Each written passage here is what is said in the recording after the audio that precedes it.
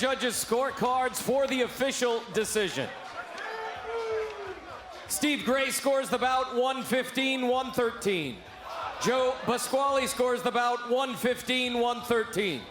And Benoit Roussel scores the bout 117-111 for your winner by unanimous decision. And new WBO Lineal Junior welterweight champion of the world, the Takeover, Teofimo Lopez!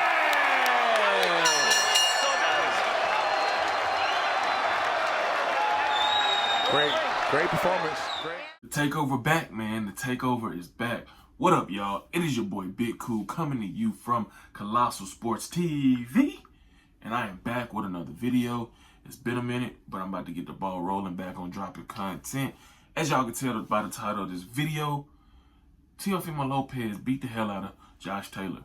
In a fight that started off close the first 4 or 5 rounds, he took over the second half of the fight, and he became a 2-division world champion. He is now the new WBO 140-pound champion. Man, it was a great fight. It was a great fight for him. Let me say that. Let me be clear. It was a great fight for Teofimo Lopez. Josh Taylor started the fight off well. He was able to land some hard counter left hands, straight lefts, some right hands. He landed some nice lefts to the body. But the speed, the athleticism, the quickness, just the overall arsenal that Lopez possesses, it was just too much. A lot of people counted Lopez out. And while I didn't go on record making an official prediction for this fight, I felt that Lopez would win.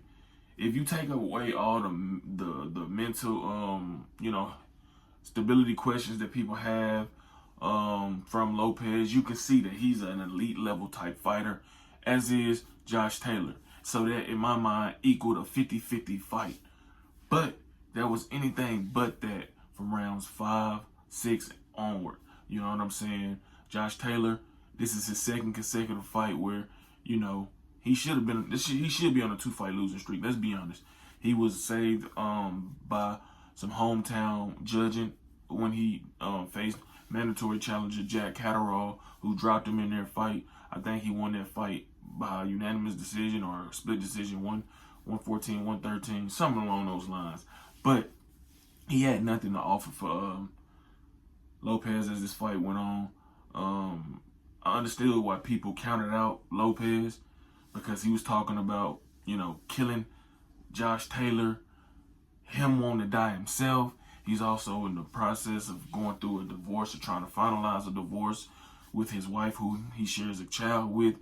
Him and his dad doesn't always see eye to eye. And I know y'all all seen that interview that he did with, I can't think of the guy's name from ESPN, where his father just hijacked the interview and was trying to tell him what to say instead of letting him express how he feel, whether the statements are crazy or not.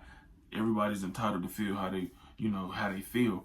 But he put all that aside and went in and handled business when a lot of people didn't think he could do the job.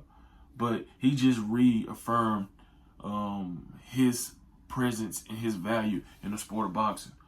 I mean, this guy beat Vasyl Lomachenko when nobody thought he could. And in my opinion, this performance against Taylor was much better, was a much more thorough, complete performance than his victory over Lomachenko. And that was an excellent performance as well. But Lomachenko came on late in that fight and made it closer than what, it was looking like in the first portion of that fight. But, his power, his accuracy was something to marvel at. And also what impressed me with Lopez is his ability to take a punch. While Taylor isn't a one-punch knockout artist at all, he has very good power. He's knocked down and knocked out some good fighters. He's hurt some good fighters. You know what I'm saying? And he didn't rock, buckle, or buzz Teofimo Lopez not once during this fight. You know what I'm saying? And Teofimo Lopez, man, he back. He back. With this victory, he catapults himself into more lucrative, big fight opportunities.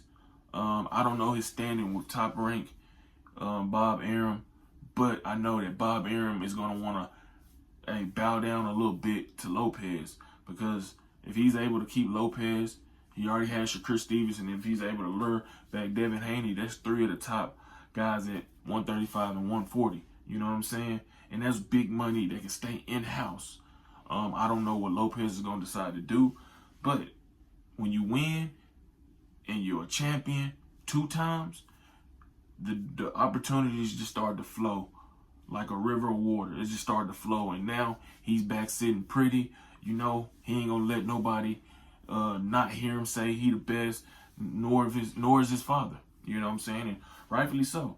You know, when you take on elite competition and you dominate like he did tonight, you have the right to, you know, beat on your chest a little bit.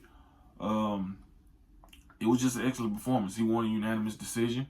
And now, like I said, he's a 2-division world champion. He currently holds the WBO junior welterweight title, has a plethora of options. As far as Josh Taylor, I think he's 32 years old, could be 33. He just got married. Obviously, he isn't the same fighter he once was. One of my favorite fighters, but he's going to have to go back to the drawing board because he had a new trainer. He left Ben Davison, and he get hooked up with a new trainer, which is kind of surprising, heading into a fight of this magnitude against a fighter as capable and talented as Lopez is. The plan didn't work. It backfired. And now he's left to pick up the pieces, reevaluate some things, decide on if he wants to stay at 140 to pursue a rematch with Jack Catterall, which I'm pretty sure Catterall will still entertain it even though Taylor's no longer champion. Or will he go to 147 with Bud Crawford, Errol Spence, Jaron Ennis, Virgil Ortiz, Stanonis, and a plethora of other fighters lie wait to welcome him with open arms. We all know that Spence and Crawford are fighting July 29th, so they gonna handle each other. And once they done with each other, they gonna depart the division and go to the junior middleweight division. So maybe he'll be able to find some success at welterweight if he decides to continue on. But man, it was a great fight for Lopez, and you know, he's the new WBO junior welterweight champion, man. Let me know your thoughts on his performance, and what do you think about his prospects at the weight class now moving forward. I'm gonna drop another video on him probably tomorrow or later on in the week. But make sure y'all like this video, drop a comment down below, let me know what you thought about the fight, subscribe and turn those notifications on, man. Until next time, your boy is out. Peace.